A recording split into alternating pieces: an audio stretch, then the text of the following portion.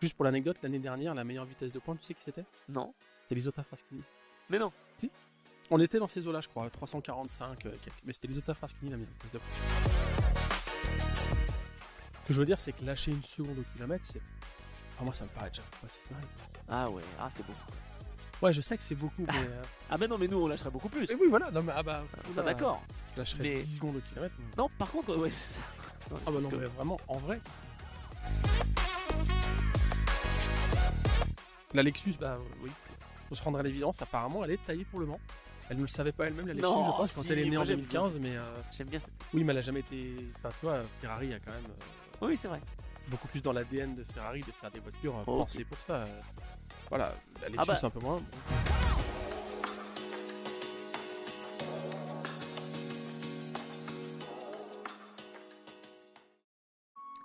Bienvenue au club, bienvenue dans l'Endurance Club, le podcast que j'ai le plaisir d'animer chaque semaine en compagnie de notre rédacteur multicarte ou multicatégorie.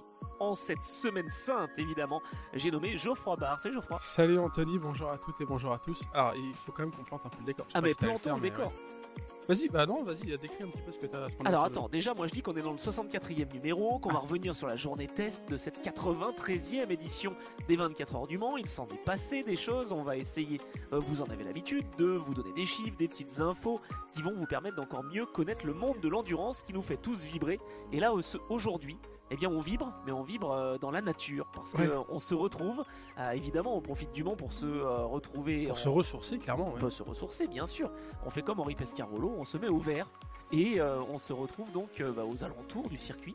Et Ouais. on est en pleine nature et surtout on est en présentiel. Donc voilà, donc, ouais, c'est ça, on est autour de la même table, donc Exact. ça c'est cool. Il y aura peut-être des petits bruits d'oiseaux, donc voilà, on est quelques kilomètres du Mans, on va pas Ouais. détailler, mais on est à voilà, quelques encablures de harnage, quoi. en C'est gros. bien dit, c'est bien dit. Bon, alors cette journée test, elle a été importante là aussi. Est-ce que justement, on peut en tirer des conclusions parce que j'ai cru comprendre que les chronos avaient quasiment tous été améliorés par rapport à la journée test de l'an passé, à l'exception peut-être de Peugeot et de Porsche Ouais. qui n'ont pas réussi à faire mieux que 2024. Mais est-ce que c'est une journée quand même où on va prendre des indications? Alors, bah, c'est comme d'hab, c'est un peu, c'est la journée de travail, donc est-ce qu'on en tire des enseignements en se disant ce qu'on a comme hiérarchie, c'est la hiérarchie qu'on aura pendant la course? C'est toujours un peu difficile de se dire ça. Il y a des équipes qui déroulent et qui font leur programme d'entraînement, de setup pour la course, d'autres qui cherchent plus la perfo. Globalement, quand même, avec les années, on sait qu'on va plus chercher à comprendre le rythme de course et les relais. Ce qu'on voit, c'est que quand même, ceux qu'on avait vus, qu'on avait estimés être devant, sont là. C'est vrai. Toyota, Ferrari. Ferrari, Cadillac. C'est un peu moins visible, mais quand même. Ah, ils sont là. Hein. Peugeot, que j'avais pas identifié comme étant décroché, Non. Eh ben ils sont quand Semble- même du même niveau qu'Aston Martin. ouais, semble l'être. Non, par contre, Alpine fait un bon travail. Alpine, ouais, grosse perfo évidemment d'Alpine, exactement. Et et- BMW aussi. Ouais, même s'il y en a quand même une qui a eu un problème moteur, la 20, donc qui a moins roulé. Et puis Porsche, qui est la grande inconnue, parce que Porsche, l'année dernière, au même moment, c'est eux qui sortaient, on enregistrait un épisode, nous d'ailleurs, sur le muret des stands Porsche l'année dernière. Ils étaient. Kevin Estre a fait le meilleur temps de cette séance de journée test. On les voyait comme favoris. Et là, cette année, c'est un peu fidèle au début de saison, quoi. Ils sont pas aux avant-postes. Non, mais ils sont pas si loin que ce qu'on aurait pu imaginer parce Ouais, que c'est ça. depuis le début de saison, quand même, Porsche paye un petit peu. Faut bien le dire, hein, c'est ce que l'on a l'habitude de présenter dans l'Endurance Club. Eh bien, les bons résultats de l'an passé où Exactement. ils ont réussi à décrocher le titre pilote. Pas constructeur, mais pilote. Et c'était un petit peu la même histoire pour Toyota. Mais quand Toyota arrive au Mans, généralement, mais ils reprennent un petit peu de leur superbe. Ben, en fait, c'est ça. J'ai l'impression que. Enfin, comment dire. Le Mans fait que. Déjà, la BOP, on l'a dit, c'est pas la même BOP que pour les autres manches du WEC. Donc, c'est pas comme si on remettait tout à plat, mais pas loin. Et puis, je pense aussi, il faut pas oublier que ces voitures, elles sont la plupart pensées pour le Mans avant tout. Oui. C'est-à-dire que t'as aucun intérêt en tant que constructeur à faire une voiture qui soit polyvalente et à l'aise partout. Ça pourrait si tu Un vises le peu. titre mondial. Oui, un peu, sauf que tu sais, à une époque, on avait, tout de suite, je vais rentrer dans les trucs un peu pointards, mais à une époque, on avait des kits faible appui, des kits avec beaucoup d'appui. On pouvait développer des carrosseries spécifiques pour le Mans et avoir des kits pour d'autres circuits. Là, on est obligé, réglementairement, on est obligé d'avoir tout le temps la même config. Donc, autant que tu penses ta voiture out of the box dès le départ pour le Mans, quoi. Donc, c'est pour ça que je pense qu'il y a des voitures qui se révèlent encore plus quand elles sont là.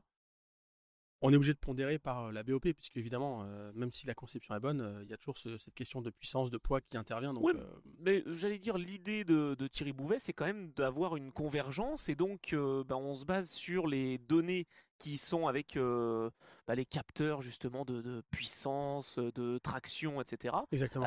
Par rapport à la voiture et la conception de la voiture, j'allais dire. Donc finalement, quand une voiture est bien née, elle est quand même globalement devant, quoi. Mais justement, si elle est mal née, elle risque de toujours. Enfin, peut-être c'est ça qui est un peu compliqué. Mais pour revenir là-dessus, pour être plus précis, effectivement, la Toyota, comme tu dis, c'est une voiture qui est faite pour Le Mans, quoi. Je l'ai déjà dit, je crois, et je vais le répéter, mais pour moi, la GR010, c'est la plus ancienne des hypercars, c'est la première qui est apparue. C'est vrai.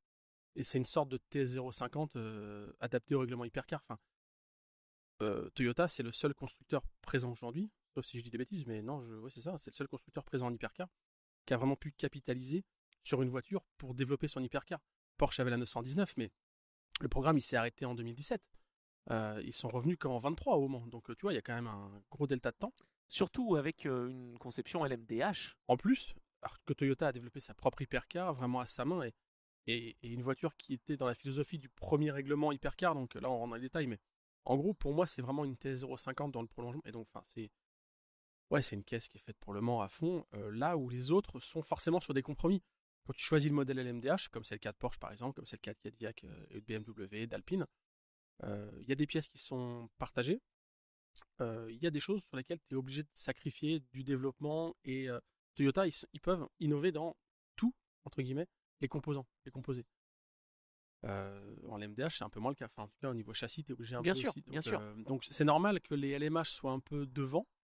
Après, voilà, l'année dernière, c'était une LMDH qui était en tête, la Porsche 963. Donc, mais bon, ça fait ressortir que la Toy est vraiment dans son jardin. Ah bah là, oui, meilleur temps pour Brandon Hartley en 3:26.2. Alors on n'est encore pas au niveau de l'hyperpole de Kevin Estre, hein, évidemment. L'an passé en 3:24.6.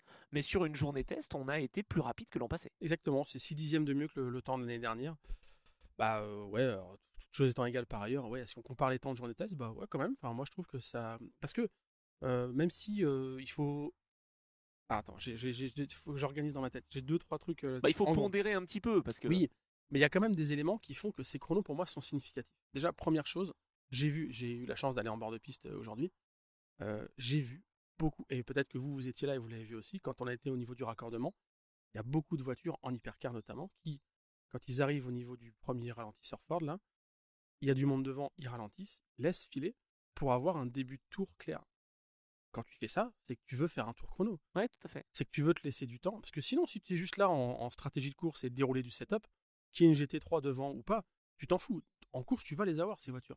Donc, tu continues et puis au contraire, tu apprends à les dépasser, à te montrer. Enfin, là, j'ai vraiment vu quasiment toutes les hypercars ralentir pour faire un tour. Ça, c'était valable dans la deuxième séance l'après-midi. Oui, mais ça veut dire quand même qu'on va chercher du temps. Donc, je pense que les résultats qu'on a là, mine de rien, sont quand même révélateurs d'une certaine hiérarchie. Oui, et deux, les temps, on peut aussi les comparer parce qu'on a cette fameuse piste qui est verte. Je sais que ça t'adore, mais la journée test, c'est la première journée où on récupère le tracé, quoi, qui n'a pas été utilisé depuis 1 an. Alors, ce qui est bien, c'est que ce matin, je me suis levé aux aurores. Ah bah vas-y, ouais, partage ça. Ouais. Non, mais c'est vrai, parce que j'ai eu la chance d'être avec Stéphane Donnet pour, alors soit, comme vous préférez, l'ouverture de la piste ou la fermeture des voies... Pour les manceaux, c'est la fermeture. Ouverte, ouais, c'est ça, c'est la fermeture des hunaudières publiques qui devient donc le temps d'une journée test privée. Puisque finalement, on a fait 3 tours avec la voiture d'ouverture leading car, pas à vitesse pleine. On a fait un tour quasiment au ralenti pour s'apercevoir des là où il bouches manque une d'égout indication qui sont scellées ou pas scellées, les panneaux d'indication qui sont soit droits, soit pas droits, parce que c'est un nouveau circuit, mine de rien, et qu'il faut qu'il soit homologué par Eduardo Freitas. Donc il était avec son petit scooter, Eduardo, il est venu après le 3e tour, une fois que... parce qu'un tour, c'est quoi? C'est 10 minutes à peu près, quand tu roules pas à grande vitesse. Et donc, le premier tour, il est là pour faire les petites modifs. Allô, Jean-Marc, oui, il faut que tu me modifies ci, ça.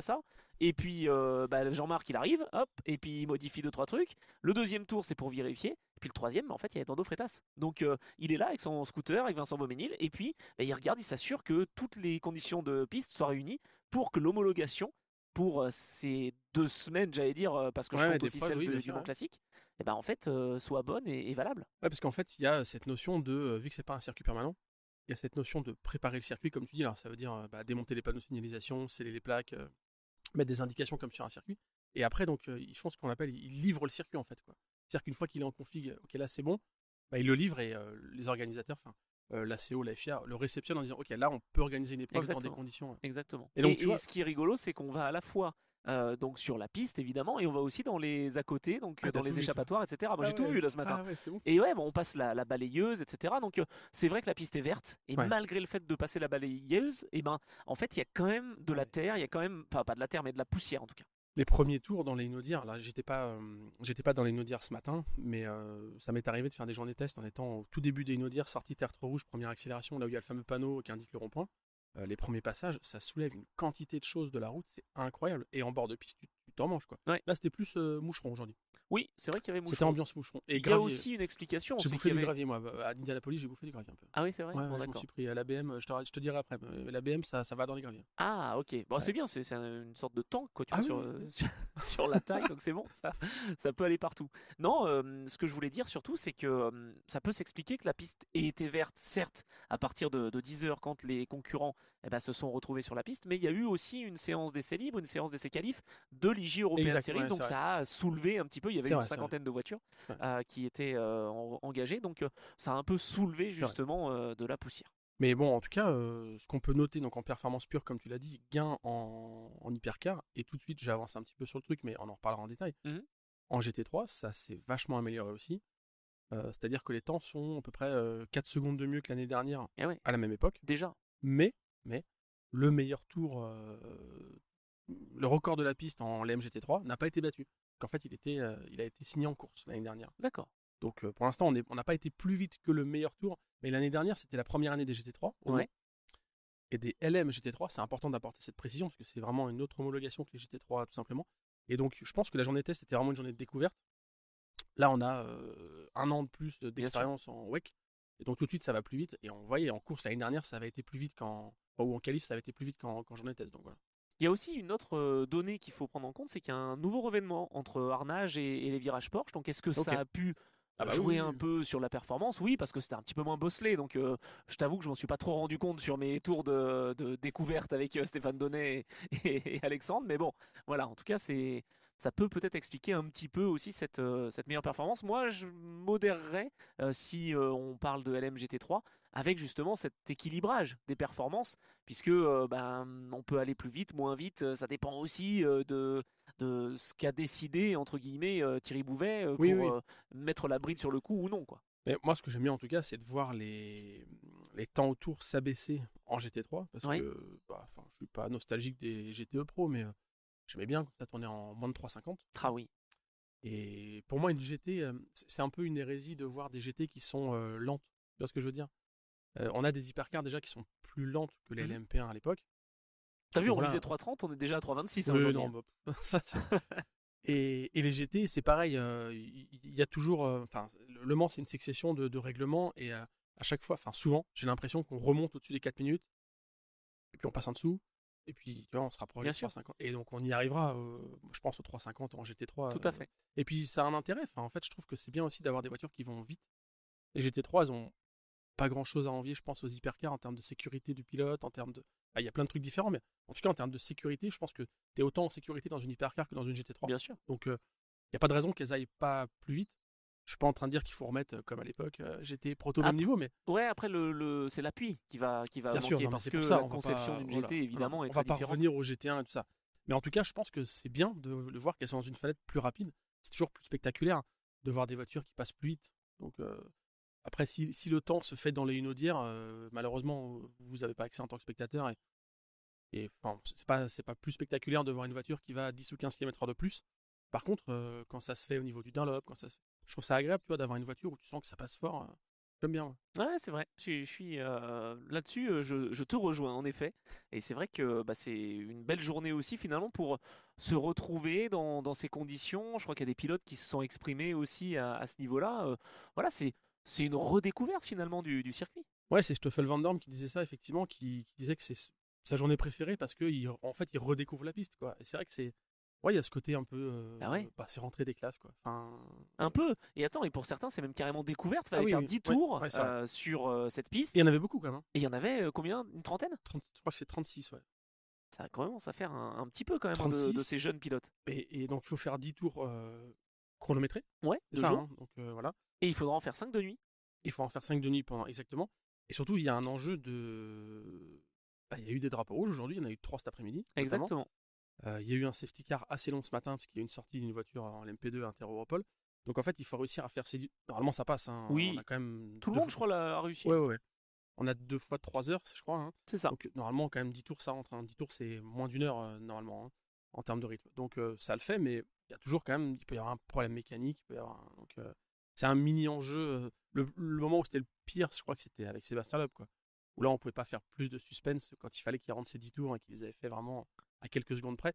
Là, c'était moins Michel Vaillant aujourd'hui, ça. On est d'accord. C'est vrai que c'était juste un petit peu plus haché. Et d'ailleurs, on a gratté sur la fin de séance. On n'est pas allé jusqu'au bout en raison de ce drapeau rouge pour la sortie d'une des Mercedes de chez Grove. C'est ça, la 63. Enfin, de la famille Grove, je veux dire. Et finalement, on a manqué 5 minutes de roulage. C'est pas grand chose, mais bon, on va pas jusqu'au bout de la séance, quoi. Ouais, c'est vrai. Donc, du coup, on a moins de tours couverts que l'année dernière. Si je regarde au niveau du kilométrage. La Toyota 8, je crois que c'est celle qui a fait le plus de tours, enfin, en tout cas selon mes notes. D'accord. Je parle vraiment pas constructeur, je parle voiture unique. Hein. C'est la Toy numéro 8 qui a fait 71 tours. C'est pas beaucoup plus que la Ferrari F-Corse 83 qui a fait 70 tours et l'Alpine 36 qui a 68 tours. Donc ça se tient, hein. C'est franchement quelques trucs près. Petite anecdote sur l'Alpine numéro 36, Jules Gounon a fait la première séance, donc la FP1. Mais il devait partir en DTM. Ah oui, c'est vrai. Ouais. Et donc, il n'a pas roulé l'après-midi, il n'a pas roulé quand les conditions étaient les meilleures. Donc, il a laissé Mick Schumacher faire le meilleur chrono, 3:27.3. Moi, je suis plutôt assez confiant pour Alpine. Ah, mais non, mais on peut y aller. C'est quand même, moi, je trouve que c'est une grosse performance, quoi. Ouais, je suis d'accord. Si on prend les meilleurs chronos, Brandon Hartley, donc meilleur temps sur la 8. On a James Calado sur la 51.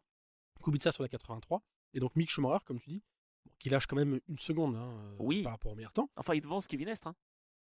C'est Kevin qui Kevin, comment le poleman de l'année dernière, tu veux dire? Ouais, ça va. L'hyper poleman? Non, mais franchement, Mick Schumacher, l'année dernière, moi j'étais le premier à dire qu'il faisait des erreurs et que il découvrait la discipline. Je crois que lui aussi était conscient. Bien sûr. Je pense qu'il a pas mal de recul sur ce qu'il sait faire et son palmarès parle pour lui. Hein, et il a pas la grosse tête du tout là-dessus. Donc, mais voilà, l'année dernière, il avait fait quelques bourdes, notamment dans le trafic, il a un peu de mal à gérer. En performance pure, je pense qu'il en a toujours eu, mais forcément, ça se voyait moins, puisque quand tu fais des erreurs et que tu perds 10, 15, 20 secondes sur un relais, ça se voyait beaucoup. Là, la performance, elle y est, et faire le 4e meilleur temps des journées test, ouais, franchement, il porte là, enfin, il nous montre que l'Alpine, oui. elle est là où on l'attend, quoi. C'est toujours un petit peu délicat, et évidemment qu'on se prête volontiers à l'exercice dans l'Endurance Club, mais de débriefer après une journée de test, j'allais dire, ou peut-être que certains cachent un peu leur jeu, pas pour la balance de performance, mais pour pas dévoiler ses cartes tout de suite, quoi. Tu vois, la 50 par exemple, la Ferrari 50, c'est là où je veux en venir. C'est que normalement c'est elle qui fait les pole positions. Il y a aussi Giovinazzi qui est rapide. Mais là en l'occurrence c'est James Calado qui fait le meilleur temps de la Ferrari 51. La 50 c'est Miguel Molina en 3:27.5. Ouais, tu vois, il n'y a pas de Foucault. Ah oui, t'es peut-être malade aujourd'hui. Non, pas du tout. Mais c'est un petit peu ce que je vois. 3:29.1 pour Antonio Foucault.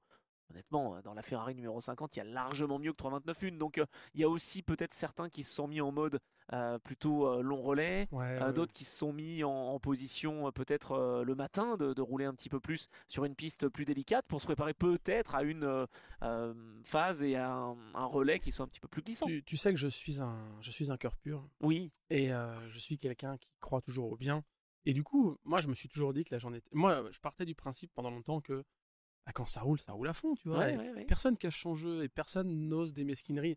Personne n'ira mettre le chauffage dans un box pour réchauffer les pneus. Non, quand il n'y a pas de chauffage avec les... Non, ça, personne ne le ferait. Alors, c'est vrai que j'ai longtemps vécu dans ce monde de bisounours. De toute façon, on double pas dans les stands. On est d'accord. Non.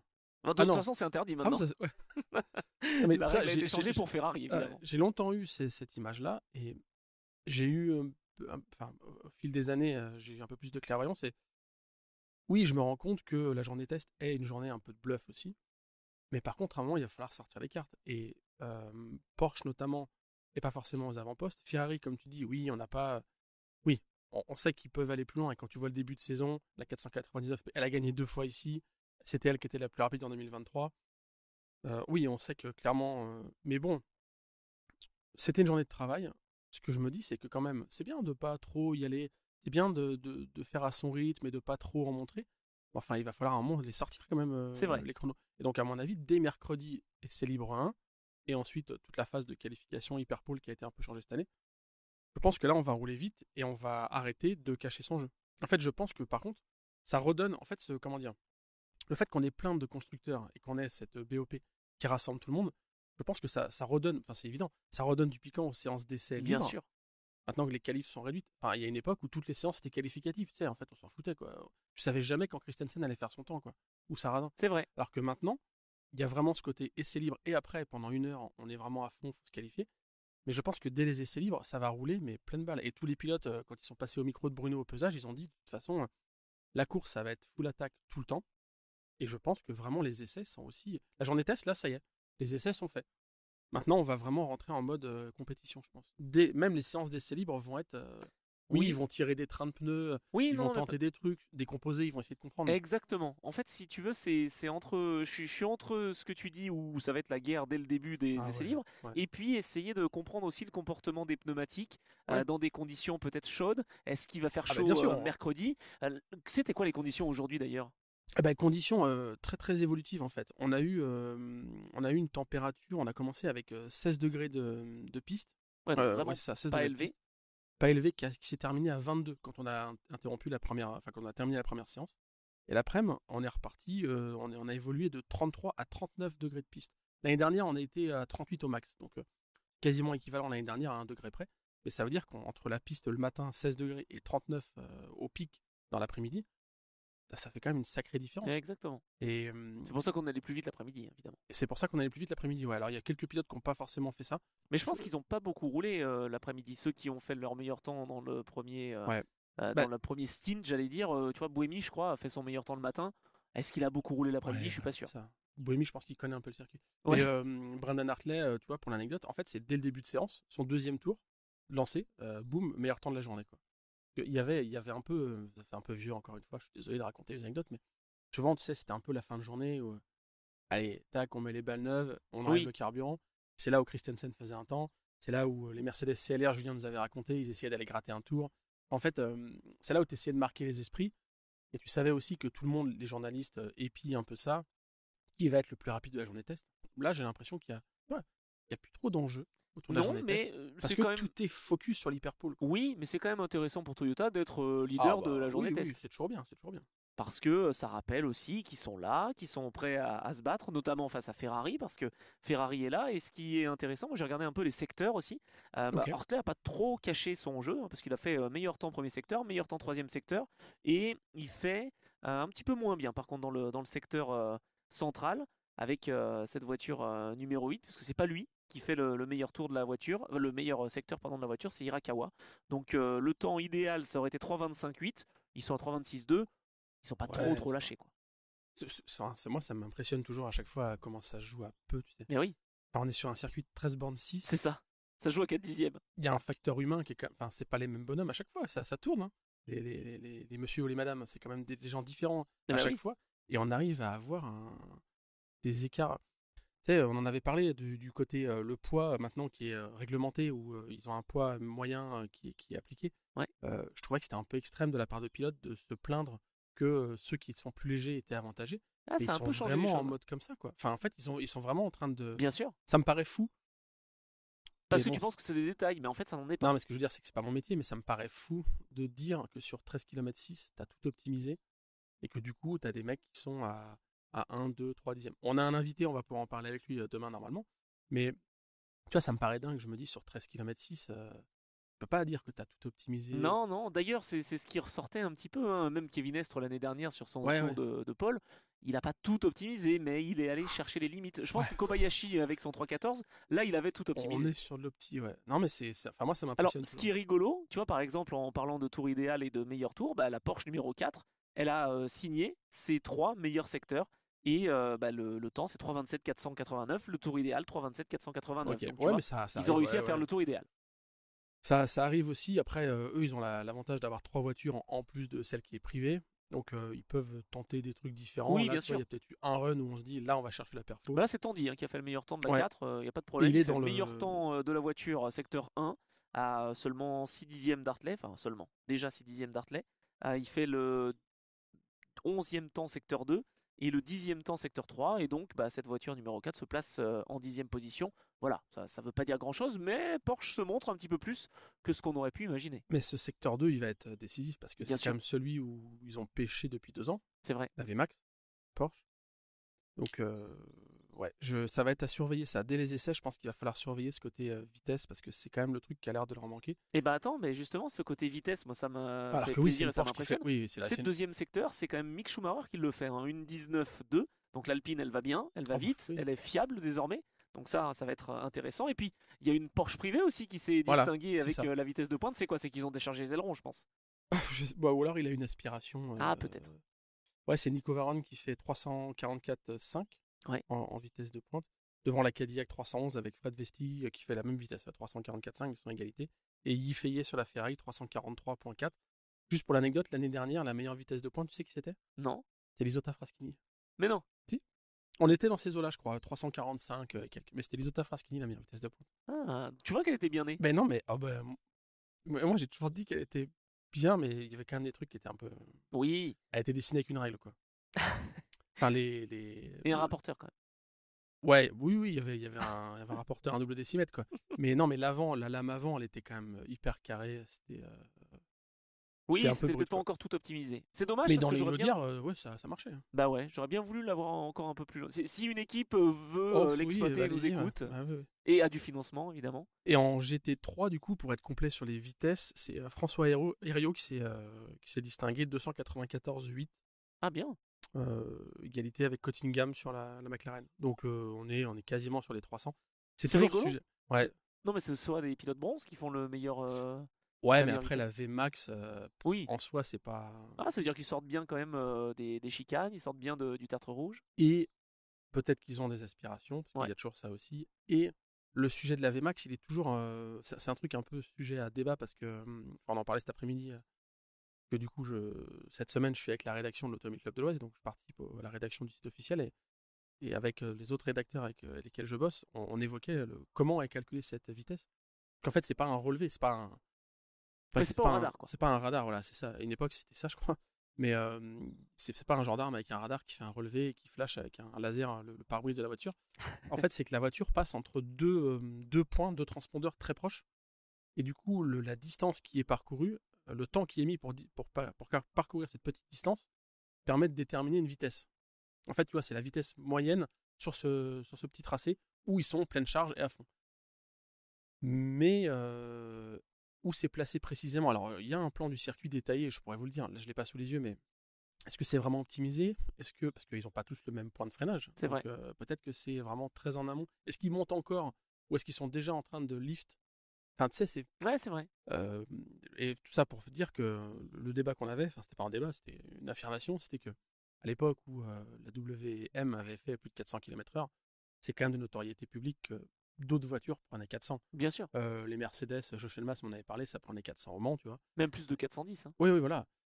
C'est juste que c'était pas relevé, mais c'était le cas. Bien sûr. Et là, je pense que c'est pareil. À mon avis, on est à 345, voire 350, je pense, pour certaines hypercars. Ouais, c'est possible. Bon, après, Ouais. ça se joue pas tout à Non. la vitesse, hein, évidemment. Et puis en LMP2, alors tu m'as pas dit, parce que tu oublies le LMP2, on croirait que c'est ton LMP3 là en. J'ai au pas 24 heures la du Mans. VMAX du P2. Ah, tu vois? Non, tu ne t'intéresses pas au LMP2. Je suis très déçu de noter ça parce que ces LMP2, elles me plaisent bien puisque ce sont des voitures que je connais bien en ELMS évidemment, avec des VMAX qui sont plutôt aux alentours, si je dis pas de bêtises, hein, de On est à 230 km/h. 300 quand même. 300, 320, je dirais, 325, un Oui, truc comme pardon. ça. je leur ai enlevé 100 km/h. Je les aime bien, mais je leur ai enlevé 100 km/h. Moi, j'ai un Tom Dillman à 323,9. Voilà, c'est ça. Voilà, je me disais que c'était aux alentours de 323, 324. Rappelons quand même que ces voitures, elles sont pas en configuration ELMS. Hein. C'est ça, elles ont moins de puissance. Ouais. moins de puissance, des pneumatiques qui sont un peu plus durs. Donc on essaie de limiter un petit peu la performance de ces LMP2 qui d'ailleurs bien se sont plutôt illustrés, notamment avec l'équipe United Autosport. Tiens, serait-elle de retour cette équipe anglo-américaine avec un pilote qui n'a pas l'habitude de rouler dans cette voiture, puisque c'est Pietro Fittipaldi qui fait le meilleur temps en 3:35 770. Donc le jeu des chaises musicales a fonctionné devant Mathias Bech et Louis Delettra. Bon, ça c'est moins une surprise. Mais Pietro Fittipaldi, lui qui roule avec Vector d'habitude en ELMS, là avec United, ça a l'air de bien fonctionner. On y reviendra sur ces LMP2, mais on va essayer d'être le plus complet possible sur l'hypercar. On a parlé de Toyota, qui semble être en confiance. Oui. Avec des pilotes aussi qui sont de bonne facture. Enfin, je veux dire, les trios sont là. Il y a Mike Conway qui n'est pas blessé. Tout va bien. Avec 2 voitures par contre de couleurs différentes, puisqu'on est revenu sur les 40 ans de Toyota évidemment, et vos retours ont été bons, donc merci beaucoup encore pour vos retours, notamment également en vrai, voilà, au pesage. On a eu l'occasion de vous rencontrer et on est vraiment super content de ça. Et ce matin encore, tu vois, c'est vrai. Témoigné ça. Génial. Eric, je le salue, il m'a dit ça, ouais, c'est marrant. Donc, ouais, carrément, nombreux retours. Moi qui me déplace rarement sur les circuits, là, tu vois, c'est marrant, le premier jour, et on me dit ça, donc c'est cool. Ouais, c'est top. Donc voilà, Toyota plutôt en confiance. Alors, José María Lopez, tiens d'ailleurs, a roulé à la fois sur la Toyota donc Hypercar et aussi sur la Lexus. Je crois que c'est le seul à avoir roulé sur 2 voitures, 2 catégories différentes. Il se fait kiffer. Et par contre, en GT3, il est le plus rapide. Exactement, c'est vrai. Donc ça va, il a la forme. Alors tu voulais finir sur les hypercars avant Ouais, parce qu'on a parlé de la bonne perf d'Alpine, notamment avec Mick Schumacher. On a parlé de Porsche qui revient un petit peu dans le match. Bon, Ferrari, pas grand chose à ajouter. Ils sont là. Hein. Oui, ils sont là. Ils se montrent pas forcément, mais ils sont là. Il n'y a pas de souci.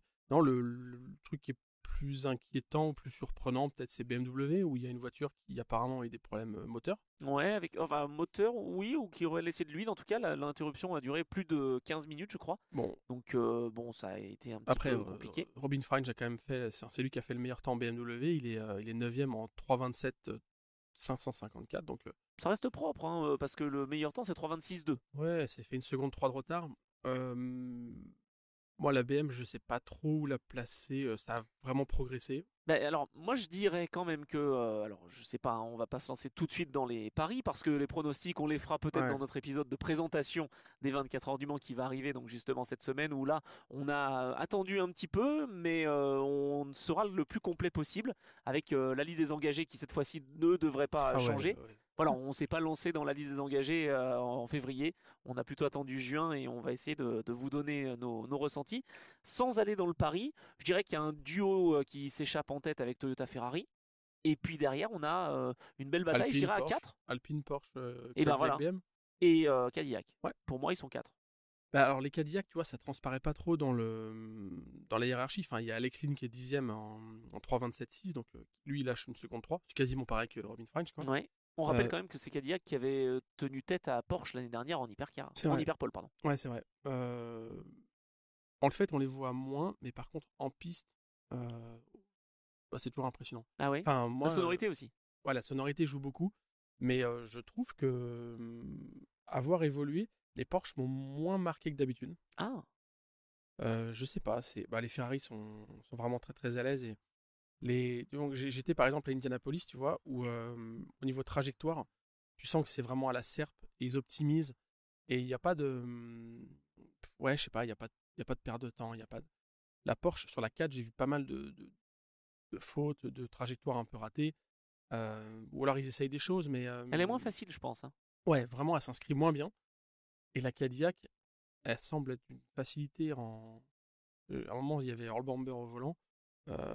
Ça bombarde, quoi. Et ça transmet très fort.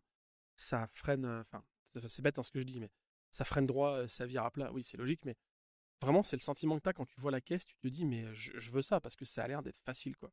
En fait, elle fait brutale quand tu la vois, mais en piste, elle me paraît hyper agile, quoi. Alors, elle est énorme aussi. Je suis toujours un peu surpris d'entendre un bruit de moteur de F2 parce que c'est caractéristique. Hein. En vrai, les changements de rapport, ce son un peu sourd, tu sais, un peu contraint là.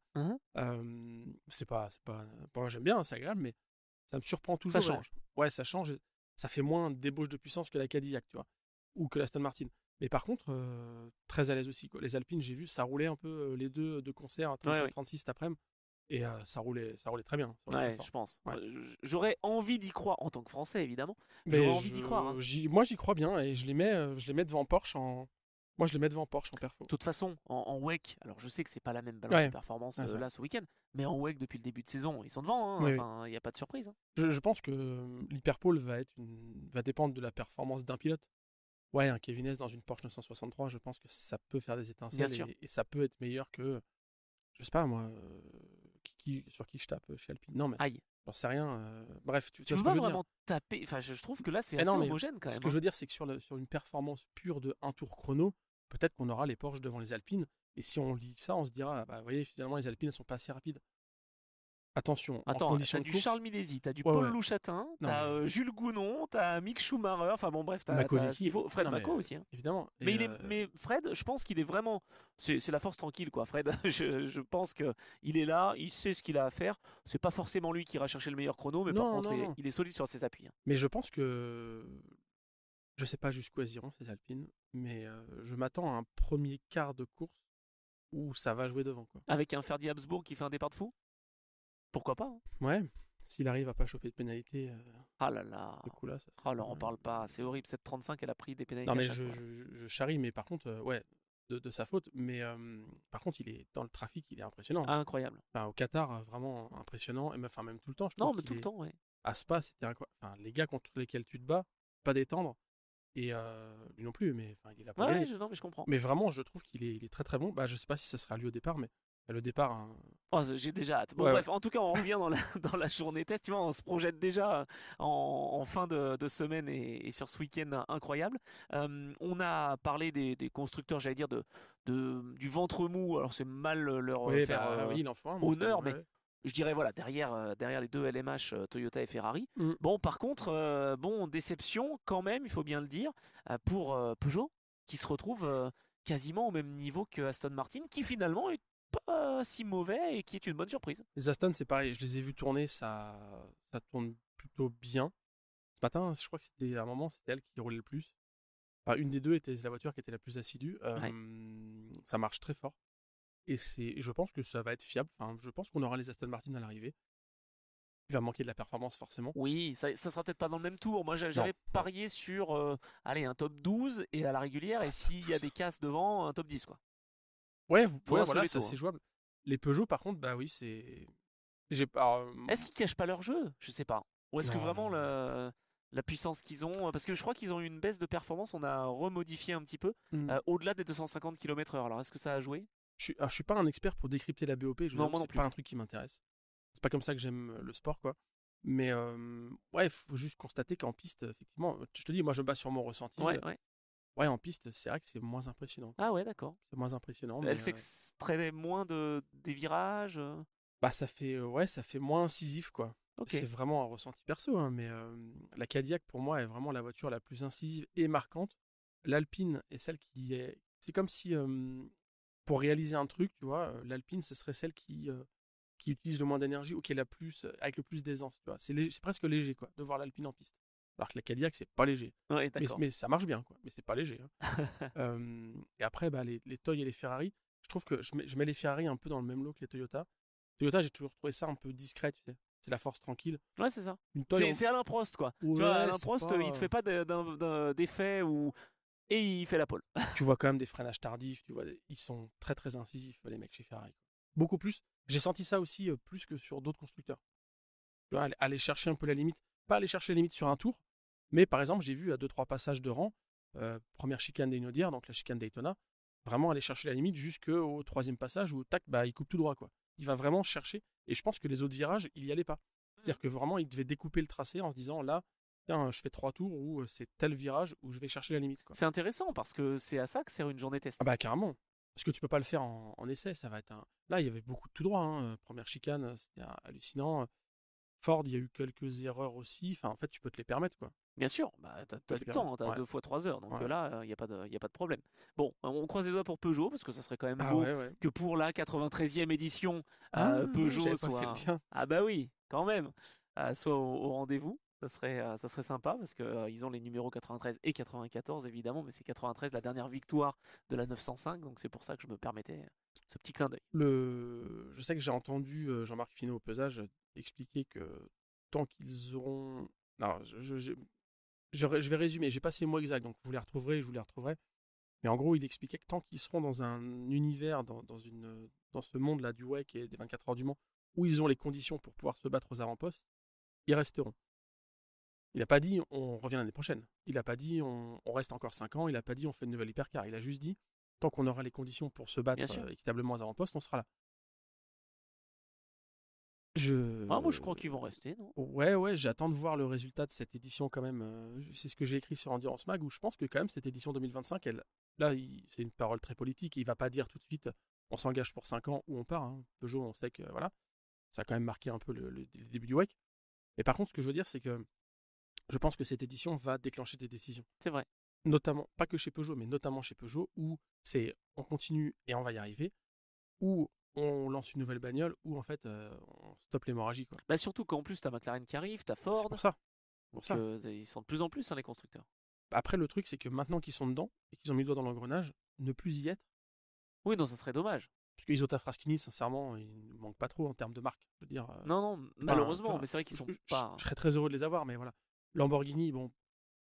Un peu ils n'ont jamais vraiment joué les premiers rôles. Voilà, en fait. Ils ne se sont pas impliqués trop.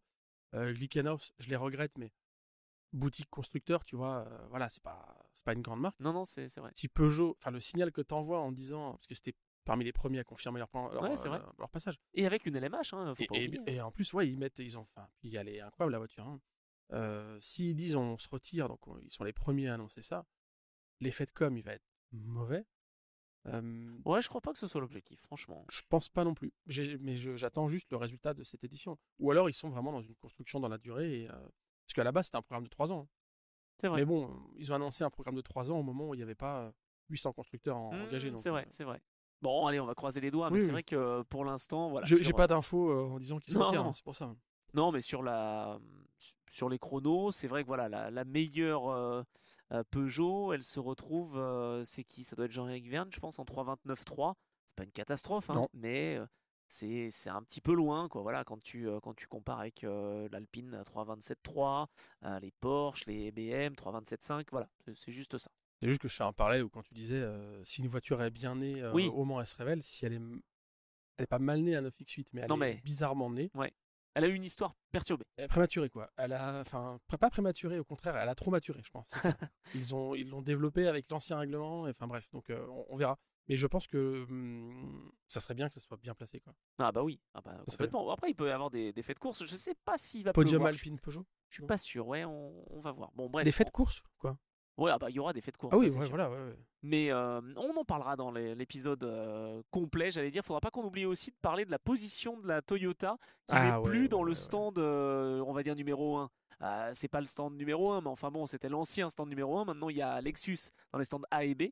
Et ils ont changé. On a une théorie là-dessus sur le fait qu'ils soient la développera, un petit peu plus haut. Bon, faut que tu me fasses penser de le redire. Oui, t'inquiète, on fait ça. Mais voilà, ils ont changé de place. La raison n'a pas été donnée officiellement, mais on a réfléchi, Geoffroy. Et on a peut-être un début d'explication. Ma boîte à idées. Ouais, carrément. Voilà. Ouais, non, on en parlera dans l'épisode. Bien sûr. On aura un invité, on l'espère. Bon, normalement, il est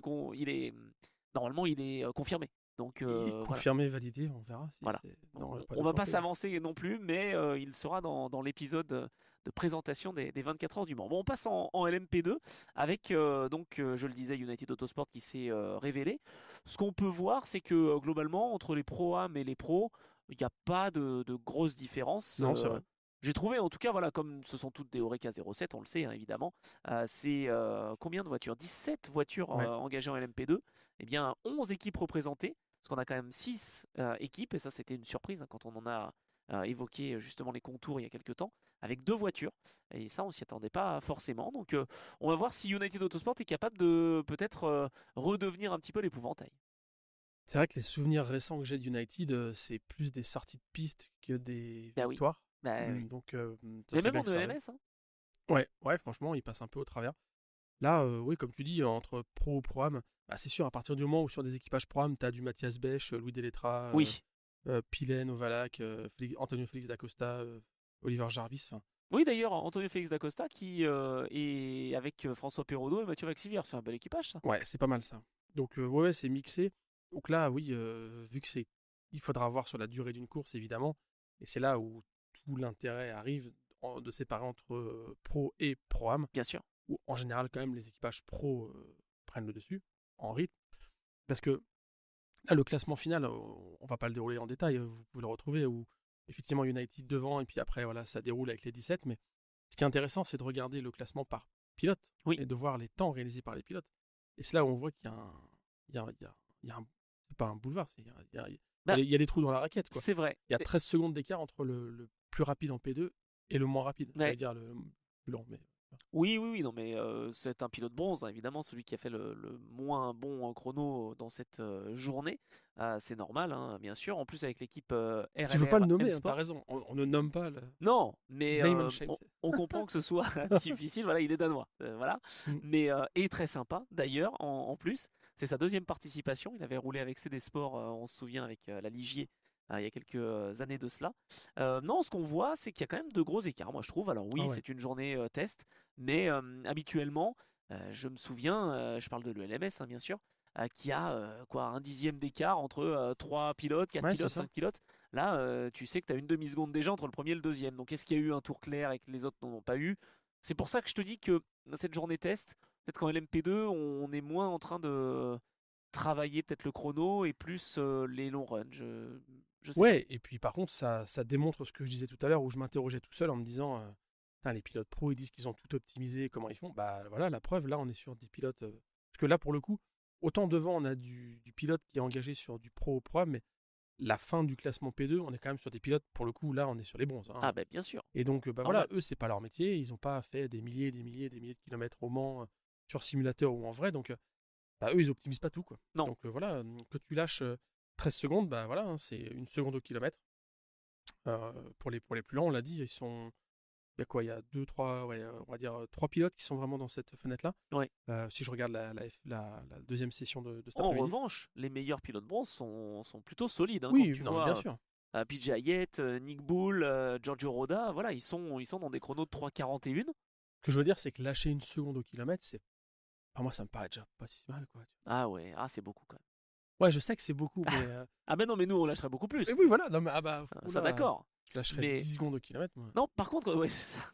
Non, mais vraiment, en vrai, t'imagines... Parce que t'es poli et que tu veux que les pilotes pro fassent un meilleur temps. Non, mais déjà, moi, je te le dis, en P2, si je pouvais choisir, je ferais pas le Mans en P2. Parce que, je te remplacerais. Trop peur. Non, mais ça me fait trop peur. Ah ouais? Limite, je préférerais ou une hypercar, non mais c'est encore pire, ou une hypercar ou une GT. Mais si je suis tout seul sur la piste... Cela dit, c'est vrai que les LMP2 se font dépasser par les hypercars, doivent dépasser les LMGT3. Pas facile. Donc en fait, si je pouvais avoir la piste pour moi tout seul, tu vois, je prendrais une LMGT3. Par contre, si je devais la partager avec d'autres, je prendrais une hypercar pour quand même avoir une caisse pour doubler les autres. Tu vois. Ouais, d'accord. Parce que même si t'es moins bon, il y a un moment où il y a quand même le jeu de la puissance qui fait que les GT3, tu vas quand même les rattraper, quoi. Ouais, donc, c'est pas inintéressant. Ce sera l'objet d'une émission. Exactement, bien sûr, on fera un numéro spécial. Non, ce que je veux souligner aussi quand même, comme à chaque fois en ELMS, j'aime bien le faire. Bah là, on est aux 24 heures du Mans, il y a cette catégorie LMP2 qui est vraiment mise en valeur et heureusement, on a quand même des sacrés pilotes. Hein, quand voilà, tu t'en as parlé, hein, Mathias Bech, Tom Tillman, Patrick Pilet, Louis Deletra. Moi j'aime bien à chaque fois, tu vois, faire la liste des pilotes qui sont là, Ben Hanley, Tristan Vautier et André Lauterer, Théo Pourchère, bref. C'est quand même génial, quoi. T'as même des anciens vainqueurs qui sont en LMP2, quoi. Tu te dis, là, on est bien, quoi. T'as pas évoqué Sophia Flörsch? Alors c'est vrai qu'elle a roulé, Sophia Flörsch, aujourd'hui. Non, je l'ai pas évoqué parce qu'elle est en 3,41,5. Certes, elle n'a roulé que ce matin, donc c'est pour ça aussi qu'elle est un petit peu plus lente. Mais 3,41, c'était un petit peu court. Mais je pense vraiment que ce qui explique ça, comme Jem Boluk-Bassi d'ailleurs, hein, juste derrière elle, c'est qu'ils ont roulé sur une piste qui était quand même encore un petit peu sale. Oui, parce qu'elle a fait en gros le déverminage. Hein. Elle est partie la première parce qu'elle roule pas cette année au 24 heures. Non, en fait, elle a signé un contrat de pilote réserviste, quoi. Ouais, c'est ça. Je pense qu'elle prépare 2026. Ambassadrice réserviste, consultante. Enfin, non, mais il y a un rapprochement avec. Moi, je m'en souviens, j'avais écrit pour Auto Hebdo sur ce sujet-là. c'est ce que j'ai appelé de mes voeux. Enfin, en fait, il fallait juste qu'elle s'en rende compte. Elle a mis 2 ans à s'en rendre compte. Beaucoup plus. En 2022, elle était déjà en LMP2. Je ne sais pas pourquoi elle est revenue. Oui, mais justement, elle a mis 2-3 ans à se rendre compte qu'il fallait revenir et ne pas T'es continuer à gentil faire de la F3. 3 ans. Attends, il y a la saison 2023 qu'elle aurait pu faire, 2024. Et là, Ah ouais, 2025, putain, ça fait 3 ans plein. Tu vois ce que je veux dire? Et en Bah, 2022, elle faisait le bon truc. Mais là, elle a décidé de faire le programme APR au lieu de Racer, tu vois. APR. Non, c'est pas ça? Ah, tu l'as pas? Bon, Si, ouais, non, mais. si, c'est bon. Pas Bah non, mais je sais rigole pas. que c'est pas. C'est les programmes pour les femmes. Je sais pas, elle fait ça avec Alpine. Peut-être qu'elle fait ça avec Algarve Pro Racing. Bon, et Jamie Chadwick, un peu mieux. Ouais. 3,40. Attends, elle découvre, hein. Jamie Chadwick, comme Mathis Jobert. D'ailleurs. Sophia Fleur, je ne découvre pas pour le coup. Hein. Ah, elle a déjà fait 2 fois. Elle a fait 2 fois. Normalement, avec Richard une ou Mille. deux. Richard Mille et Algarve. Oui. Enfin, sauf qu'il y en a une où elle n'a pas vraiment fait grand-chose. Elle s'est fait sortir par Colapinto. Ouais. Voilà. Elle est belle l'image là. Tu sais, quand elle se fait. Ah bah je l'ai commenté. Elle a les mains. Elle tient le casque. Enfin, elle a les mains. J'adore cette image. Ah bah oui, non mais la pauvre, là, elle y est pour rien, franchement. Ouais. Et pour l'anecdote, alors je sais qu'on sort du cadre de la journée test, mais c'est aussi ça l'Endurance Club, hein, évidemment. Alors que juste pour signaler, on se voit presque plus, hein, parce que là, il fait vraiment ennuyeux. Oui, mais c'est pas grave, c'est pas grave. C'est une journée test qui se conclut. Et c'est vraiment voilà, du bonheur en tout cas. Pour te dire, quand j'ai commenté en 2021 à l'équipe, en fait, enfin sur la chaîne L'équipe, j'ai pris l'antenne. Allez, je dirais quoi, 40 secondes avant qu'il y ait le gros carton et qu'il pleuve. Et donc moi je suis là et bonsoir à toutes et tous, on est là, c'est super, c'est Le Mans. Ah ouais, la Boloubassi. C'était impressionnant franchement. Et je pense qu'elle a eu une peur. Mais bien sûr. Ouais. Non, ça devait être compliqué. Mais en tout cas, moi je suis content de la retrouver en endurance. Et je me dis qu'elle a tellement perdu de temps. Parce que franchement, pour avoir parlé avec des ingénieurs qui la faisaient rouler justement chez APR à l'époque, il me disait mais elle a compris, elle était sur le podium en LMS, enfin, elle a du potentiel quoi, mais pas en monoplace. Je sais plus ce qu'elle m'avait raconté en 23. Elle t'avait dit qu'elle visait la F1 ou je sais plus, ou la monoplace. Oui, d'accord, mais bon, elle peut dire ce que. Oui, non mais d'accord.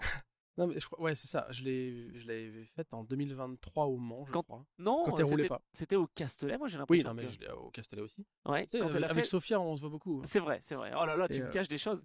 Non, tu me fais des infidélités. Je l'avais vue au Mans en la première année où elle roulait pas, donc ça devait être 23. Ouais. Et où tu sais, elle venait juste d'être confirmée dans le programme Alpine, justement. Et c'est là où elle m'avait dit, alors je sais plus quelle était l'année, donc mon anecdote est un peu pourrie, mais je crois qu'effectivement elle disait Horizon, donc F3, viser la F2 machin, et F1 2026 quoi. Bah ouais, peut-être pas, mais 27 en tout cas, on en est loin là. Hein. Bah là, elle est sortie de la piste quoi. Donc je pense que elle est toujours chez Alpine en contrat. Non, je crois qu'elle y est plus. Donc là, elle a vraiment signé avec APR et que voilà, elle s'est un petit peu agacée a priori sur les réseaux sociaux aussi. Du traitement de certains pilotes. Ah ok, voilà. j'avais pas vu, ok. Ouais, elle prend des positions, alors, pas toujours appréciée pour ça, mais moi je l'aime bien, Sophia. La position qu'elle a prise sur du coup, en opposition avec Jamie Chadwick, enfin le côté elle critique la W série machin, ça je suis plutôt de son côté. Mais après... Oui, mais ce qui est rigolo, c'est qu'elles se retrouvent toutes les deux enfin, il y en a une qui fait Le Mans et l'autre qui le fait pas. Et puis il y en a une qui va bientôt, a priori, être quand même dans une hypercar, ou en tout cas dans le giron d'un constructeur. Si on a une qui a une chance de potentiellement gagner les 24 heures du Mans dans les années qui viennent, c'est plus Jamie Chadwick que Sophia Flörsch. On est d'accord. Et malheureusement, parce que je pense que Sophia Flörsch était dans une bonne dynamique en 2022. Mais bon, ça ce n'est que notre avis. Bon, LMP2 en tout cas, on en a parlé, et on va continuer d'en parler évidemment tout au long de la semaine, parce que j'aime énormément cette catégorie. Mais c'est vrai qu'au Mans, je la zappe cette catégorie. Mais non, mais ben voilà, parce que tu fais comme le LMP3 en LMS. Je suis, mais c'est il y a tellement à voir en hypercar. C'est vrai.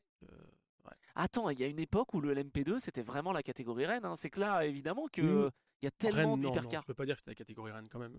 Oh. Dans les années creuses en LMP1, quand t'avais 5 Pro qui était. Ah ouais. Non, ça a toujours été une catégorie, mais ça sera encore le cas. Ça, c'est toujours une catégorie spectaculaire. Quand WRT gagne face à Jota pour 8 dixièmes, tu crois pas que c'était serré? Ouais, quand Charles Milesi s'impose et devient d'ailleurs champion du monde cette année-là. J'avoue. Okay. Ah si, moi j'ai toujours bien aimé la LMP2. Bon bref, en tout cas on passe au LMGT3, donc on l'a dit, José Maria Lopez qui fait le meilleur tour de cette journée test, pas mal. Bah oui, pas mal. Surtout qu'il avait roulé, je crois, le matin, non, il me semble, avec la Toyota Hypercar. Ouais, c'est ça. Donc pas facile non plus de prendre ses repères. J'ai l'impression qu'elle est bien cette Lexus parce que si je ne m'abuse, on a quand même 5 pilotes Lexus sur 6 qui sont dans le top 10 des Ouais, meilleurs c'est temps ça. par pilote. En fait, c'est ça exactement. On a une domination, on va dire, Lexus devant, donc c'est C'est hyper incroyable. impressionnant. Bah ouais, est-ce que c'est l'année Lexus? Peut-être. Je sais pas. Ah, si ça fait Victor Lexus, Victor Toyota, c'est pas mal. Victoire Lexus. Ah, tu veux dire pour le groupe au global? Bah Bah ouais. ouais. Ouais. Oh ouais, ça serait pourquoi pas. Ah, ça serait exceptionnel. Et on refait un épisode Sur le l'histoire de groupe Lexus. Toyota. Oh là, alors là par contre. Mais ouais, non, en tout cas, oui, très rapide. Je retrouve pas, j'avais la liste des pilotes qui Ah étaient. si, mais je les ai moi. Ah, tu les as, pardon. José Maria Lopez, Clement Schmidt, Finn Gersitz, Jack Hawksworth qui remplace Ben Barnicot qui malheureusement est blessé, et Arnold Robin, Et Arnold pilote Robin, bronze. exact, ouais. En fait, il n'y a que Umbraescu qui est loin, qui est 28e, on va dire, en 359.2. Ouais. Il rend quoi, 1 seconde 2 Arnold Robin. Putain, t'as 5 pilotes de la Et t'as Arnold Lexus. Robin qui est aussi haut, ça veut dire que. Je pense qu'elle est bien la voiture. Hein. Bah oui, alors en fait, elle était déjà bien, je trouvais, l'année dernière, en fait. Oui. Enfin, Mais un petit peu moins bien peut-être, parce que là, depuis début de saison, c'est génial pour eux, Ouais. pour l'équipe de Jérôme Polican, Codis ASP. Non, c'est vraiment fort. Et surtout, ce qu'on voit, c'est que Hawksworth, il fait son chrono, et c'est le seul dans la FP1. Il n'a pas roulé, il n'a pas amélioré son temps de 3,57,8 dans la FP2. Donc je pense qu'il y a du potentiel et Il qu'il y y en a avait moyen de encore, faire oui, comme oui. José Mario Lopez. Bah écoute, la Lexus, c'est pareil. Donc là, je rebascule sur mon ressenti en bord de piste. La Lexus, ça m'a fait forte impression. C'était déjà le cas l'année dernière. Je l'avais déjà dit. Hein. Visuellement, j'ai quand même du mal. J'ai l'impression qu'on est un peu aux 24 heures du Nürburgring. Elle est datée, cette voiture. Elle est un peu ouais. vieille. Elle fait pas le Mans, tu vois, dans mon esprit. N'empêche que quand tu la vois en piste, elle est super impressionnante. Et plutôt belle à voir évoluer. Ouais. Là, à l'inverse, ce que j'ai vu, c'est la 46, la BMW. Ah, alors. Van der Linde, bah, il est dans les bacs, Ah ouais. à Indianapolis, mais ça va dans le bac, c'est incroyable. 3, 4, 5 tours de rang, et pas juste le flanc du pneu, quoi. Vraiment, alors, c'est lui qui m'a envoyé les graviers. Je te jure, j'en ai mangé, quoi, vraiment. Hein. Ah ouais. Ouais. Et je me dis, mais ok, peut-être qu'il va chercher la limite et essayer de faire un tour perfo, mais. Ouais, mais tu la prends pas ici, la limite, parce que là, c'est à la Bah non. sortie d'Indianapolis, Ouais. c'est juste avant d'arriver à Arnage, donc là, tu peux vite la perdre. C'est déjà arrivé d'ailleurs. Bah, Hein. moi, je mise sur un coup de raquette de cette BM. Ah non. Tu sais, de toute façon, je crois que c'est McNish ou Biella, tu sais, 2000, tu vois, ça fait ça. Ouais. Il prend, et du coup, il va taper extérieur, tu vois. Ah, il y avait aussi la voiture Il y avait un photographe jaune là, qui se pousse. de Laurent Yellow, et je crois qu'elle aussi, elle est partie à la Ouais, faute. c'est Cette peut-être lui, année-là, alors. les C'est peut-être lui, deux alors. Ah, Audi les deux R8 Ok. étaient Bah, partis. je colle ça. Aïe. En essai ou en course. Mais en tout cas, lui au volant, dans ce secteur-là, c'est incroyable. Vraiment très dangereux. Enfin, ouais. Il prend des risques. Ah bah Ah ouais. non, ça serait dommage pour Valentino Rossi quand même. C'est sa deuxième participation. L'année dernière, on sait que C'était Amada Larti avait. Non, mais c'est vrai qu'il Ouais. s'était raté avec des pneus slicks sous la pluie. En même temps, on peut l'excuser. Ouais. Donc bon, on va voir si Valentino Rossi. D'ailleurs, au demeurant, que j'ai eu l'occasion pour la première fois de vraiment rencontrer, parce que je l'avais croisé plein de fois, mais croisé, ça veut rien dire. Très sympa, vraiment. Ah bah ça m'étonne pas ça. Non, il prend le temps. Enfin, il n'a pas beaucoup de temps, mais le T'as eu peu une de temps. consultation avec le docteur en fait. Voilà, exactement. C'est-. Et j'ai donc payé justement les C'est 80 remboursé, hein. euros.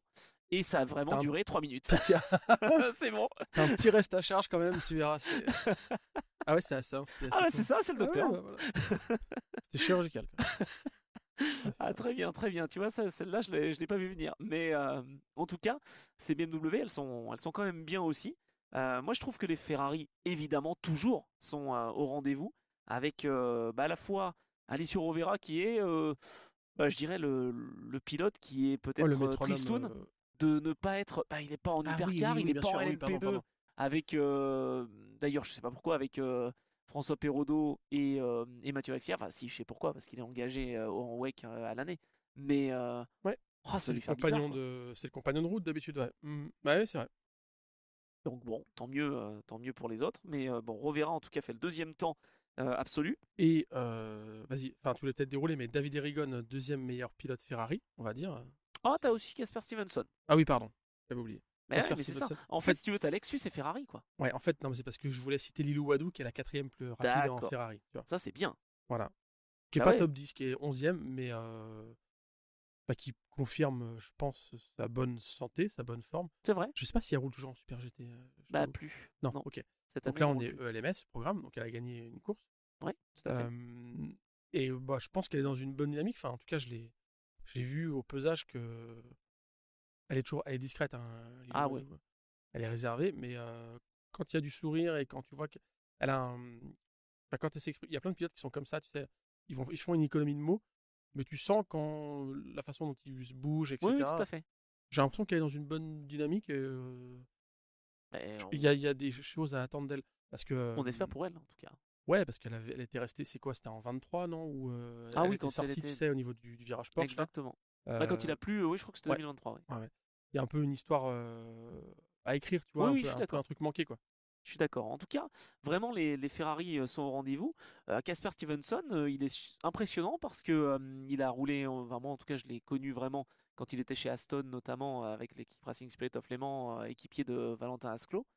Punaise, Casper Stevenson, il rigole pas, hein. Pourtant, il a un bras droit qui est un petit peu diminué. Ben, il y va. Enfin, vraiment, bravo à lui parce que franchement, Ouais. avec la Ferrari de chez Kessel, il est capable de s'adapter. Et je pense que ça confirme aussi que cette Ferrari, elle est vraiment très très bien faite pour que ce soit les pilotes pro ou les pilotes amateurs ou en tout cas bronze. On l'a déjà dit, effectivement, ouais, c'est Donc ça. Ouais. bah, c'est la confirmation. Après, Porsche est pas loin non plus. Klaus Barler ou Bachler, comme on dit et comme on veut, fait le 7e chrono absolu et donc est le meilleur pilote Porsche. Pas loin, en 3,57,7. Donc ça me rassure quand même d'un côté de retrouver les Porsche qui sont bien placés. On eût pu espérer que la Porsche de chez Iron Dames puisse être un petit peu mieux placée. Je ne sais pas ce qu'elles ont fait véritablement aujourd'hui, ces Iron Dames, mais en termes de tours, de roulage, etc., je crois que Raël Frey n'a pas fait beaucoup. Je crois qu'elle a fait 14 tours. Ah ouais, Euh, c'est peu. Tu vois, c'est pas beaucoup, hein, 3,59,8. Le meilleur temps d'ailleurs de cette auto, bah, je crois que c'est elle qui le fait, si je dis pas de bêtises, puisque on a également Célia Martin qui est, elle, un petit peu plus loin, en 4 minutes 01, donc elle n'a pas réussi à passer la barre des 4 minutes. Je trouve pas Mitchell Gatting, alors ça m'inquiète. Mitchell Gatting, qui avec cette Porsche devrait se retrouver. Ah si, Non, c'est elle qui fait le meilleur temps des Iron Dames pour pas grand chose, hein. 3,59,6 contre 3,59,8 pour Raël Frey. ouais, Mitchell Gatting, je voulais en parler parce que j'ai l'impression qu'elle s'est blessée dans un changement de pilote, arrêt au stand, etc. ok. Donc à voir, j'étais dans le stand à ce moment-là et elle se plaignait vraiment, vraiment beaucoup de sa cheville. Ok. Donc bah, j'espère qu'elle va pouvoir rouler, quoi. Mais il y a 2 jours de repos, ça c'est une bonne chose. Lundi et Ah, mais mardi. c'est un endroit qui est un peu, enfin, ultra sensible, quoi. Ouais. Ouais, alors imaginons, je ne veux pas aller jusque-là, mais imaginons que ce soit comme le pilote de chez Interopol, justement. Mince, j'ai mangé Scherer? son nom. Non, c'est pas Scherer. Si, bien sûr, Fabio Fabio Scherer. Scherer, ouais, tout à fait. Euh, En 2023, il s'était quand même cassé le talon, quoi. Il avait fini son relais avec le talon cassé. Bon, je crois pas qu'on en soit là, mais elle était a priori touchée, donc bon, c'est peut-être juste un coup dur, mais Sarah Bovi doit venir en fin de semaine, de toute façon. ah, je crois qu'elle a prévu de Bon, venir. bah voilà. Non, mais c'est sûr que chez les Iron Times, il y a des solutions. Oui, voilà. Mais en tout cas, on espère que ça aille bien pour Mitchell, qui donc voilà, était un petit peu plus loin. Enfin, Euh, pas chez Iron Dame, je veux dire, mais cette Porsche-là, un petit peu plus loin, quoi, aux alentours de la 35e place des meilleurs pilotes absolus. Donc c'est un petit peu loin. Là, on parle de performance par pilote, hein, oui, oui, évidemment. oui, oui, on est dans le détail des pilotes, ouais. C'est, ouais, moi je suis surpris, enfin je suis pas surpris, mais je suis déçu de voir les BM un peu moins à la fête. Ouais, Rossi, deuxième meilleur pilote BM, donc c'est pas juste pour dire que le niveau est pas haut, mais peut-être qu'il a progressé. alors il a progressé, ça c'est certain, mais c'est Farfous qui fait le meilleur temps. Euh, ils ont un peu perdu, j'ai l'impression, à l'intersaison. Le programme GT3 BM a quand même est moins sexy qu'avant, je trouve. Peut-être un petit peu. Ouais, je me rends pas compte vraiment. En tout cas, Imola en WEC, ils étaient là, quoi, en termes de Ouais, je rythme. sais, mais là, je les ai trouvés un peu plus absents. Après, c'est parce que, comme tu dis, les Ferrari sont, bah là, pour le coup, encore une fois, Très hyper à présente. l'aise, quoi. Ouais, et puis c'est vraiment la voiture où tu sens que c'est une bonne bagnole taillée pour le Mans. La Lexus, bah oui, faut se rendre à l'évidence, apparemment, elle est taillée pour le Mans. Elle ne le savait pas elle-même, la Lexus, je Non, pense, quand elle est si, née moi en 2015, mais j'aime bien cette oui, excuse. mais elle a jamais été. Enfin, tu vois, Ferrari a quand même. Oui, c'est vrai. C'est beaucoup plus dans l'ADN de Ferrari de faire des voitures Ok. pensées pour ça. Voilà, la Ah Lexus bah, un peu moins. Bon. tiens, bah justement, parlons d'une voiture qui Ah, semble la pas être Mustang, faite pour. Bah, voilà. le camion. Mais ouais, non, franchement, c'est vrai. Alors bon, 11e place en catégorie LMGT3. pour cette Ford Mustang en 3,58,4. Et si on compare avec Ben les Barker performances qui des fait pilotes, ouais. on les retrouve. C'est Ben Barker qui fait le temps. Ah, c'est pas une surprise, hein. Ben Barker Non. qui est 17e des meilleurs pilotes, je veux dire. En 3,58,4, je viens de le préciser. Donc voilà, 24 tours d'effectuer. C'est pas mal pour la semaine des 24 heures du Mans. Oui, Et cette journée test. Et c'est pas le seul d'ailleurs à en avoir fait 24 des tours. C'est Ford qui sont un petit peu plus en difficulté. Mais bon, après, ils ont quand même déjà été capables de faire des podiums. Hein. Ouais, et puis eux, pour le coup, en termes de discours, ils ont l'air d'être confiants. Ouais. Donc, ouais, moi aussi, ça me surprend. Parce que vous l'avez pas, Anthony, là, mais il fait une moue. Bah ouais, mais ils ont l'air confiants. Ouais, convaincu. Bah, sur la durée de 24 heures, ça va être une autre limonade. Hein. Ouais, après, ils ont montré chez Proton, pour le coup, là, avec ces Ford, qu'ils étaient vraiment très très long game, playing the long game, comme on dit en anglais. Donc ils visent vraiment leur stratégie un peu à la WRT. Et ils déroulent et ils attendent de voir ce qui se passe. Et puis c'était déjà sur le podium l'année dernière, je crois. Donc il y a toutes les chances de penser que maintenant, avec un an d'expérience en plus, c'est clair. on soit devant. Hein. Surtout qu'en termes de rythme, tu vois, je repense au Qatar, ils étaient vraiment bien. Hein, donc honnêtement, là, c'est quand même vraiment pas mal du tout, quoi. Donc on espère effectivement que pour eux, en tout cas, ça fonctionne. Parlons des Mercedes avant de conclure cet épisode. Bah là, parce que ça fait un grand plaisir. Ouais. Ah alors. Eh bah écoute, moi, j'ai kiffé. Je sais, je parle. Non, les jeunes ne parlent plus comme ça. C'est nous qui parlons comme ça quand on était jeunes. Ah oui, c'est vrai. En fait, j'ai adoré revoir des Mercedes en piste. La dernière fois que j'ai vu une Mercedes aux 24 heures du Mans, bah, c'était 99. Eh oui. Donc la première fois, là, quand j'ai vu passer une première. T'as eu une émotion? Bah, j'ai pas versé la larme non plus, non. Mais ouais, ça m'a fait un truc parce que vraiment, la déco. Alors le gris me plaît moyen. Ah ouais. J'aurais préféré un gris plus métallisé, tu vois. Ah d'accord. Là, ça fait un peu brut alu, quoi. Mais ouais, ça m'a fait un truc. Vraiment, revoir cette marque, et enfin voilà, avec cette déco ou absence de déco, comme on veut, j'ai trouvé ça super cool et ça me fait du bien. Ça me raccroche un peu à mon histoire, tu vois, c'est vrai. à l'histoire un peu passée du Mans, quoi. Écoute, c'est quand même un événement que Mercedes revienne au Mans. Après, bon, les équipages sont pas ouf. Bah, c'est pas un engagement full Mercedes comme je l'aurais rêvé. Non, parce que pour ceux qui n'auraient pas compris, la dernière fois que des Mercedes ont été vus au Mans, c'est 99. Hein, c'est Doug qui décolle. Et du coup, c'est Franck Lagorce qui est sur l'autre qui roule encore. On lui demande de rentrer au stand et ça s'arrête là. Ouais. Donc, c'est terminé à 21h45, l'aventure, 20h45, je sais plus, en 99. On n'a plus revu de Mercedes depuis. Donc, sachant qu'il revenait depuis la tragédie de 1955, ça a été compliqué chez Mercedes. Hein. Ouais, il y avait quand même Sauber, Mercedes, motorisé par Mercedes, mais ouais, ça c'est voilà. D'ailleurs, ces Mercedes cette année, elles sont un hommage au Sauber Mercedes de 89. Oui, elles sont en hommage à toutes les Mercedes qu'on voulait en. Oui. Ils ont quand même un peu évité de faire un hommage à 98-99. Bizarrement. Ouais, c'est vrai. Alors qu'il y aurait pu y avoir une petite déco D2 private dessus. Ça aurait été pas mal. Ça, j'aurais été fan. On avait parlé dans un numéro de l'année dernière. Ah, peut-être. C'est de l'équipe Two Seas Motorsport. Ah, bien sûr. Qui avait fait une livrée comme ça, D2 en briques GT. Ça, c'est superbe. Mais ouais, en tout cas, non, mais voilà, la Mercedes, ça va clairement être en fond d'écran rapidement. Là. Ah, d'accord. J'ai adoré voir ça. Non, mais après, voilà, les équipages sont moins ouf. La 63, notamment, c'est elle qui a déclenché le drapeau rouge en fin de journée. Il va y avoir des toupies, il va y avoir des. Il n'y a que Lucas Stolz dans cet équipage qui est top, mais sinon après les autres c'est compliqué. J'ai peur que ça soit un peu l'animation sortie de piste et un peu chicane mobile, tu vois, malheureusement. À voir, effectivement. On n'a pas trop eu vent dans cette journée des Aston Martin. Non, discret, ça avance. J'étais plus focus sur les Aston Martin Valkyrie. Ah oui, tout à fait. Bon, attends, je dis ça, et Valentin Asclo est quand même le meilleur pilote Aston Martin. Il est aux alentours du top 20 en 3,58,7. Donc, faut quand même pas non plus oublier qu'il y a peu d'écart. Je parle pas entre Lopez et le reste du peloton parce qu'il a collé 1 seconde 5. Ah bah Lopez, ouais, non, mais c'était fou. Ah, c'est dingue. Hein. Rovera qui est donc le deuxième meilleur performeur. Mais par contre, après, entre Rovera, donc, qui est deuxième, et Valentin Asclo, qui est donc 21e, il y a aussi une seconde 6 ou une seconde 7. Donc finalement, tu as le même écart entre le premier et le deuxième qu'entre le deuxième et le 21e. Quoi. Après, ce qui est quand même étonnant, c'est qu'il y a beaucoup de pilotes qui sont au-dessus de ces 4 minutes, comme tu dis. Oui. Parce que si on fait ce ratio, donc par rapport au meilleur temps GT3 de la journée, donc 3,55,2, 3,55,276 si on veut être précis, ça veut dire que quand tu es au-dessus des 4 minutes, quand même, tu lâches 5 secondes. Et il y a énormément de pilotes en fait. Et oui, et je pense il y a qu'il y une en a qui trentaine de ont, pilotes quoi, au-delà.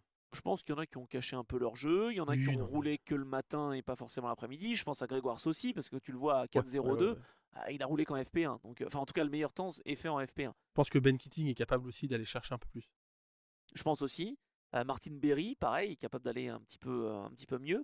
Daniel Serra, Ton il a doudou pas roulé. Barrichello, il est juste au-dessus. Ah ouais. 400 637. Ouais, non, c'est sûr que c'est une première journée et on prend ses marques, voilà, pour Tu penses les que c'est un... différents pilotes. Je pense que c'est un... Genre Célia Martin, pour parler d'elle, parce qu'on parle souvent d'elle et Ouais. j'ai toujours pas croisé d'ailleurs. Je renouvelle le message, j'aimerais bien la rencontrer. Je pense que Célia Martin, par exemple, ou je sais pas, qui je peux prendre. Bon, Grégoire Saucy, il a déjà roulé en moins de 4 minutes, je pense. Mais tu penses qu'elle, elle se dit, Ah, prochaine c'est une barrière? objo aux essais, là, faire un tour en moins de 4? Moi, je crois que c'est pas la priorité. Non. Pas dans cette journée test. L'idée, Non, mais là, c'était. du coup, dans son développement de la semaine. Genre, Ah, bah oui, elle va y arriver. oui, mais voilà, c'est ça. C'est genre, petit truc qu'elle va débloquer quand elle va y arriver, tu penses? Ah, peut-être, ouais, effectivement. Alors, faut pas trop surpiloter non plus. On sait que faut faire attention aussi aux vibreurs, etc. Enfin, c'est un peu compliqué de se dire, voilà, je vais tout gratter dans 3 virages, quoi. Tu On sait vois, où on perd du temps, mais. elle, pour le coup, elle lâche, bah, ouais, c'est ça, 5-6 secondes, quoi, on va dire. Là où tout à l'heure, tu sais, on parlait de 13 secondes pour certains en P2, Oui, c'est quoi. vrai. Là, tu vois, c'est une demi-seconde au kilomètre, quoi. Ça Ça va. va, c'est un peu mieux. Et Ça, par ouais, rapport à c'est un ses peu mieux. équipières, C'est un peu mieux. elle lâche quoi, 2 secondes. Donc c'est quand même encourageant. Franchement, Ouais. c'est pas énorme, hein. Non, ouais, ça va, franchement, en vrai. Sur 13 km, je veux dire. Ouais, c'est ça. Non, mais à chaque fois, il faut rappeler cette spécificité du circuit du Mans, quoi. Qui est composé d'une partie de route qui est semi-permanent, quoi. Ouais. Moi, je trouve ça. Bah, moi, j'aime bien, tu vois. Lâcher qu'une demi-seconde au kilomètre, j'ai envie de dire bravo, quoi. Tu vois, déjà, je trouve ça bien, quoi. Non, mais voilà, c'est assez intéressant. Donc bon, on va suivre tout ça de près. On n'a pas non plus parlé des corvettes parce que bah elles n'ont pas On vraiment aura été le au temps rendez-vous. quand on fera le tour des forces en présence, ouais, voilà. Voilà, Ouais. on fera un épisode justement d'ici peu sur les équipes qu'on attend, peut-être prendre des paris, vous aussi, on Bien attend vos paris, sûr. voilà, sur les commentaires, etc. Mais on avait envie de faire cette petite étape après C'est important. la journée test. Exactement, ouais, c'est ça. Là, c'est le petit débrief journée test. Et puis, fin de semaine, Ouais, on est dimanche, hein. On est encore dimanche. oui, Pas tout à pour très fait. longtemps, mais on est encore dimanche. Et puis voilà, après, on enchaîne. Pas besoin de faire c'est quoi ton actu, hein, on a compris, on est au Mans. L'actu, je dirais que on est en Sarthe, non? C'est ça, on est en Sarthe, donc là, on va pas vous faire de c'est quoi ton actu, mais bon, on se retrouve, ce qu'on peut dire, c'est que voilà, on va très rapidement enchaîner et puis faire notre petit épisode, ouais, preview 24 heures du Bien Mans. sûr. Ouais, clairement, on va se mouiller, hein, nos pronostics, oui, oui. Allez, on va essayer de se mouiller. Je sais pas si c'est là où je suis le meilleur, mais bon, on va voir. Et puis vous aussi, jouez le jeu avec grand plaisir d'ici la fin de semaine. Voilà, on sera heureux d'avoir Ouais. vos pronostics. Exactement, parce que là, j'en profite du coup, on conclut l'épisode, mais on est dispo sur. Alors, peu importe où vous nous écoutez, mais si vous êtes sur Spotify, sachez qu'on est aussi sur YouTube. Si vous êtes sur YouTube, on est donc sur Spotify, sur Deezer, sur Apple Podcast. En fait, il y a des gens comme ça. Et donc, j'ai échangé aujourd'hui avec des gens qui, justement, je leur demandais, mais où est-ce que tu nous écoutes? Spotify, je dis, ok, parce qu'on est aussi sur YouTube. Ah, ben, je savais pas. Alors, on ne voit pas, c'est que de l'audio, mais voilà. C'est juste pour vous dire que si vous êtes tombé sur un épisode là, mais que c'est pas votre plateforme d'écoute habituelle, voilà, on est sur à peu près tout ce qui se On fait. est Et partout. même, voilà, il y a un player, vous tapez Endurance Club sur Google et il y a un player. C'est vous ce que pouvez j'allais lire, dire. voilà. Donc c'est ouvert à tout le monde parce Exactement. que certains me disent, que ce soit pour Trajectoire d'ailleurs ou pour Endurance Club, Faut être mais abonné à une plateforme, ouais, non, non. ouais, c'est ça, Ouais. faut que je m'abonne, j'y arrive Non, pas. Ah non, non, mais pas de souci. Va sur le Exactement. meilleur comment dire, moteur de recherche et puis, Voilà. on nous trouve. Donc voilà. En tout cas, c'était un plaisir de faire cet épisode. C'était un épisode qu'on a essé de On faire termine le plus fraîchement, ouais. efficace possible. Et on est dans un endroit bucolique. Voilà, Ah, franchement, ouais. J'espère que ça s'est entendu un petit peu. On a les grillons et tout. Enfin, pas les grillons, mais je sais pas. ouais, en tout cas, la nature. La Voilà. nature, exactement. Bon, merci Geoffroy en tout cas, et puis on se retrouve d'ici peu cette semaine donc pour un nouvel épisode de l'Endurance Club pour présenter cette 93e La grande édition de semaine 24. commence. Moi, j'aime bien dire que la semaine commence après le journée test. Ouais, c'est vrai, c'est vrai. Bah voilà, là c'est Voilà. c'est le lancement de cette édition, cette 93e édition des 24 heures du Mans. Et donc comme maintenant on devrait avoir quand même peu ou prou les pilotes qui vont rouler, Oui, c'est parce bon. que normalement, Felipe Drugovich sera au 24 heures du Mans et ne sera pas en remplacement de Lance Stroll au C'est ça, Canada, exactement. parce que Lance Stroll, finalement, il est plus blessé. Donc, Ah, il va gagner alors du coup. hein, Il a gagné alors maintenant, c'est bon. Il est plus c'est bon. blessé. C'est bon, je Ok. crois qu'il est les plus blessés. Bon, bref. En tout cas, eh ben, on se retrouve très vite, Geoffroy. Merci encore. Et puis, on attend évidemment vos messages, vos étoiles et tout type de messages, d'encouragement que vous voudriez bien nous donner. Très bonne soirée à Ou toi, matinée, voilà. ou Ah oui, à moi, matinée. ouais, ouais. Et puis, bon, on se retrouve très vite alors. Ben voilà, exactement. Dans l'Endurance Club, si vous voulez faire partie du club justement de cet Endurance Club, eh bien n'hésitez pas à nous rejoindre sur les différentes plateformes et en parler autour de vous. Salut!